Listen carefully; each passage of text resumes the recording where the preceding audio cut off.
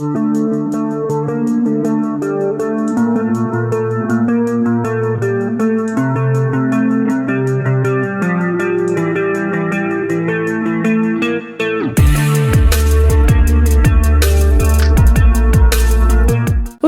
nous vous emmenons en Guyane, un territoire français paradisiaque et très sauvage situé près du Brésil. À quoi ressemble le quotidien d'une adolescente en Guyane ? Pour en savoir plus, nous recevons Émilie qui a habité dans ce pays entre 1994 et 1996. Bonjour Émilie. Bonjour. Bonjour Émilie, vous êtes restée 1 an et demi à Kourou en Guyane. Comment l'adolescente que vous étiez a-t-elle vécu le dépaysement dans un univers beaucoup plus sauvage que celui de la France métropolitaine ? Moi, j'étais très enthousiaste de déménager. J'habitais dans le Maine-et-Loire. J'étais pas très excitée d'habiter dans cet endroit et partir sous les tropiques, voire sous l'équateur en Guyane. Ça m'a complètement enthousiasmée et passionnée et j'ai toujours aimé le challenge de m'adapter. Donc, l'adolescente que j'étais était folle de joie. Vous avez fait une partie de votre première et votre terminale en Guyane. En quoi le lycée pouvait-il être différent par rapport à la France métropolitaine ? Pour le lycée, déjà, il était beaucoup plus proche de chez moi parce que Kourou est une petite ville. J'y allais à pied, tout était ouvert parce qu'il fait beau, il fait chaud, il fait tout le temps bon. Après les cours ou avant, on peut aller à la plage. Pour réviser le bac, on peut être à la plage. Pour moi, c'était le paradis de travailler comme ça, en fait. Quand je dis que c'est ouvert, c'est que les portes sont ouvertes, les fenêtres sont ouvertes. Ce qui était rigolo pour l'anecdote, c'était que là-bas, quand il pleut, les pluies sont tellement denses que, en fait, on pouvait plus entendre le prof parler. Donc, dès qu'il pleuvait très fort, il n'y avait plus de cours. Ça nous arrangeait bien. Vous nous avez confié qu'il y a beaucoup de drogue en Guyane car c'est proche du Brésil. Est-ce que les lois sur la drogue sont différentes par rapport à la France ? Je pense que les lois sur les drogues ne sont pas différentes dans le sens où, comme c'est un département français, ils sont soumis aux mêmes règles, mais c'est vrai que il est beaucoup plus facile de s'en procurer, il me semble. Voilà. La danse est très présente en Guyane. Pouvez-vous nous expliquer comment ça se traduit au quotidien ? Alors, au quotidien, c'est par exemple, on est chez soi et puis bien sûr toujours les fenêtres ouvertes. Là-bas, c'est assez courant de voir une mobilette passer. Alors je dis mobilette, c'est un mot qui se dit plus aujourd'hui, mais là-bas il y a encore des petites mobilettes avec un Guyanais dessus et un énorme poste radio avec la musique à fond, la caisse.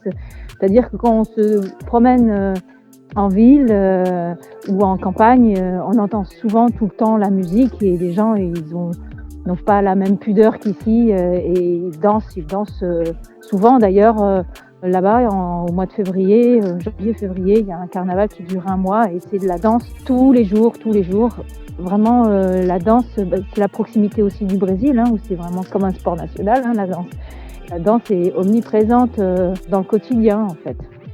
Vous avez travaillé dans un ranch car vous aimiez les chevaux. Y a-t-il beaucoup de ranchs en Guyane ? Je ne sais pas. Là où était le ranch, il y en avait 2 côte à côte. C'était à Macouria, près de la réserve animalière. Je suis pas sûre que ce soit quelque chose qui soit hyper répandu d'utiliser les chevaux ou de monter à cheval, mais voilà, là où j'étais, il y en avait 2 côte à côte. Travaillez-vous toujours dans le milieu des chevaux ? Non, j'en ai rêvé toute ma vie. Et puis finalement, la vie m'a amenée à élever des chèvres. Au début, j'avais 2 chevaux avec mes chèvres. J'ai changé d'animal, je suis quand même au quotidien avec des animaux, mais là, ce sont des chèvres. En Guyane, il fait très chaud et très humide. Avez-vous été confronté à des maladies tropicales typiques et si oui, lesquelles ? Oui, j'ai contracté la dengue. Il y a plusieurs dengues. La dengue s'attrape avec une piqûre de moustique. On en entend parler ici, en métropole aussi, il y a la dengue.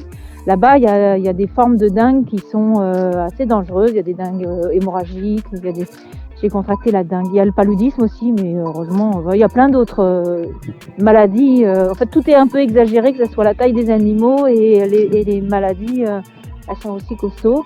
Et j'ai attrapé la dengue qui m'a clouée au lit pendant quelques jours avec des migraines où je pouvais même pas lever la tête. La faune sauvage guyanaise est très différente de celle française, notamment au niveau des araignées. Pouvez-vous nous parler de l'araignée matoutou ? Oui, alors la matoutou, d'après ce que je sais, fait partie de la famille des mygales, sauf qu'elles ne sont pas mortelles. Elles sont très jolies parce qu'on dirait qu'elles ont du vernis.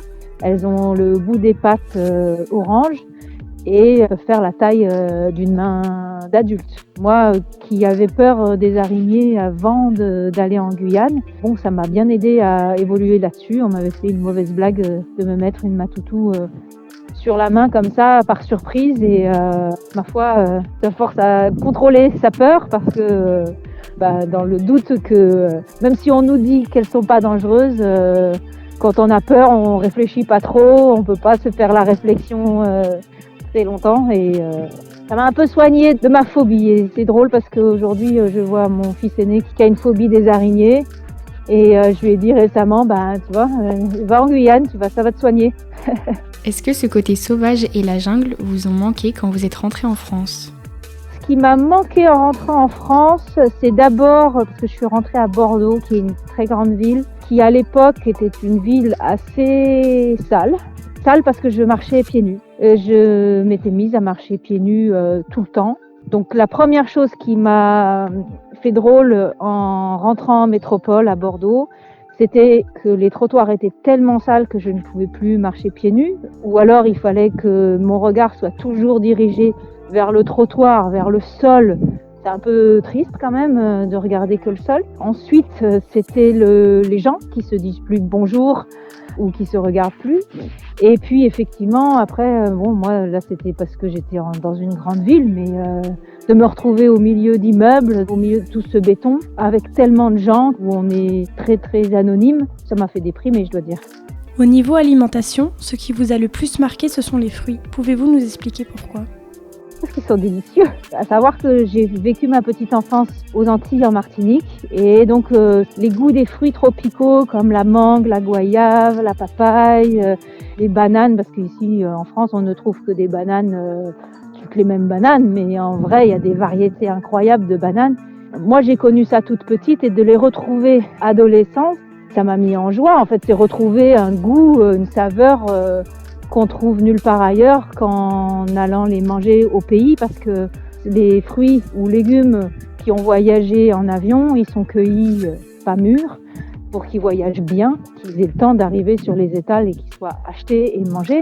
Ils n'ont plus la saveur de quand on cueille le fruit au pays, quand il est mûr. Ça me manque toujours aujourd'hui. Il y a une variété de fruits hallucinante et pour moi, il y a pas de comparaison avec les fruits d'ici. On a des bons fruits, mais les mangues, je crois que c'est le summum, quoi. À la suite de votre bac, vous avez quitté la Guyane.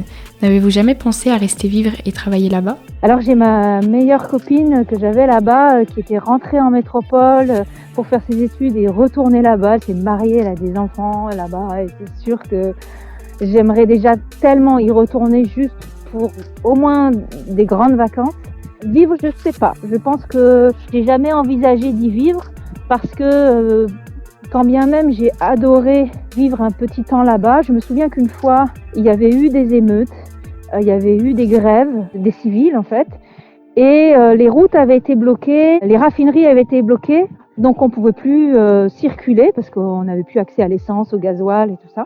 Même si c'est un grand pays qui est relié à un continent, ça m'a un petit peu stressé cette situation parce que finalement on était vraiment pris en otage comme si on était sur une île, entre une mer hostile, une forêt hostile, avec des émeutes et une impossibilité de circuler, quoi. Et en fait, autant il y a des Brésiliens qui traversent la forêt amazonienne pour se donner une chance de vivre sur un territoire français, sans papier, c'est pas évident, mais ils ont les capacités, ils ont les connaissances pour traverser la forêt amazonienne, survivre.